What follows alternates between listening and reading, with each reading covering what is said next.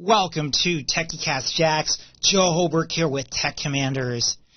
I'm really excited that you're here to really find out more about a fairly new exam that I've had the opportunity to sit for and also develop some content around. And this is called the LPI Security Essentials Exam. Now, for those not familiar with LPI, this is the Linux Professional Institute.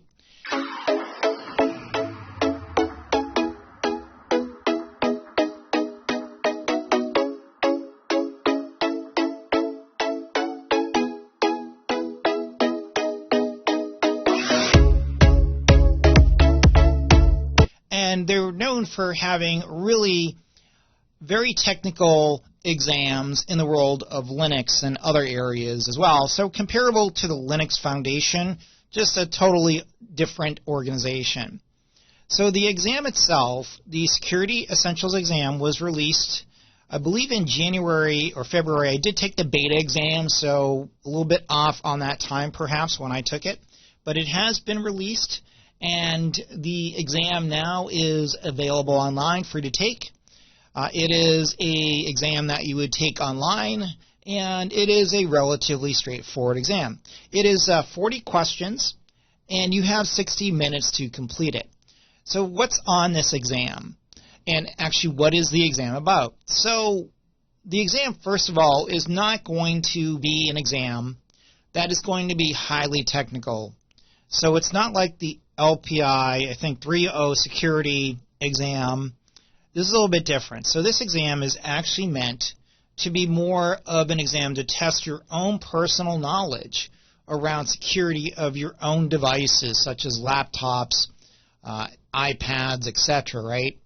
And it's not meant to really test you on securing Linux or anything. So be aware that this is an exam that is really meant to be entry level and to really just help you determine how well you sit from a personal IT security perspective.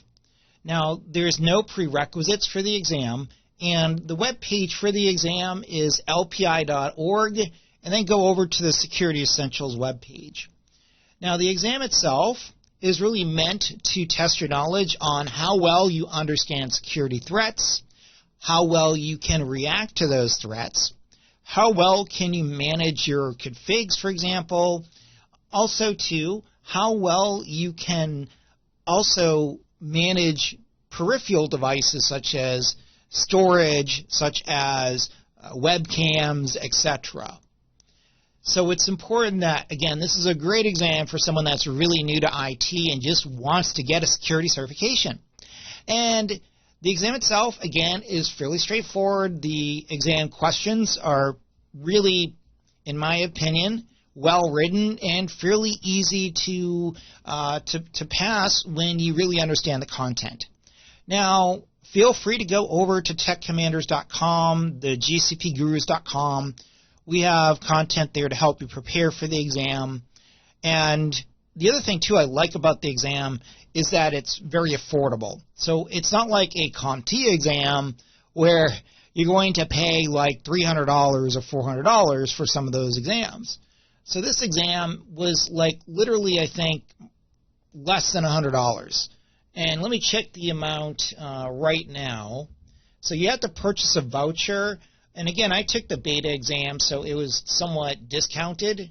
And that amount, it says here, is less than $99. That's what, less than less than $100 it looks like. And I think also too, no, it's $120 now. So it depends on the country you're in too. The price will vary, but $120 is still a lot less than a CompTIA exam, even their cheapest IT fundamentals, let's say. So because of that, this is a great way for you to start to really build up your certification portfolio. So here's my experience about the exam. So you basically take the exam online, and you certainly need to make sure that you have everything ready for the proctor, that you're able to make sure your desk is cleared.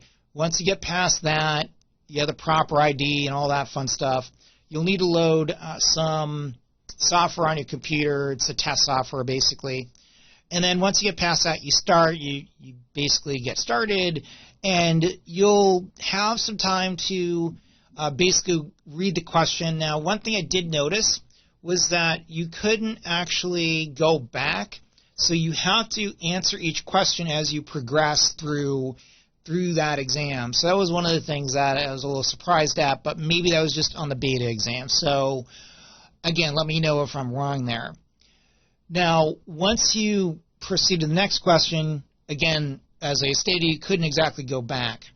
Now, it did have a summary where it showed you what was completed, but when you hit submit, it basically gave you that grade immediately, so you'll know if you pass or fail.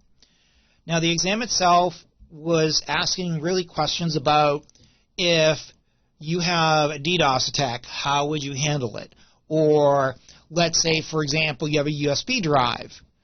Would that be recommended? You just stick it in any computer, or should you scan it first, right? Some of these are really straightforward questions.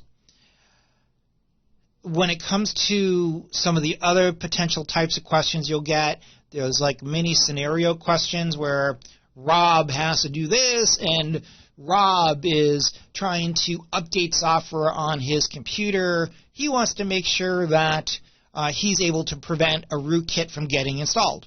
Well, a question like that, you'll need to look at the answers and determine what kind of software would you need to install.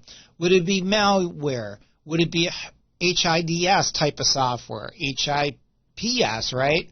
So is it detection or prevention? So that's really the scope of the type of questions. Also, too, the exam experience, again, was fairly simple, straightforward. For me, an hour was more than enough time to complete it. And again, I'm going to wish you much luck if you do take it.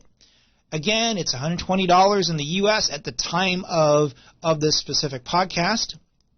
And when you do take the exam, remember you'll need to schedule it, and you'll submit the exam once you complete it, of course. You'll know immediately that you pass or fail. And then after, I think it took, and again, I took the beta, so your mileage may vary here. It took about 3 weeks for the certificate to get emailed to me saying that I had passed the exam. So with that said, I'm glad you were able to find out more about this exam, and definitely check out our resources online on the GCP Guru. With that said, have a great day.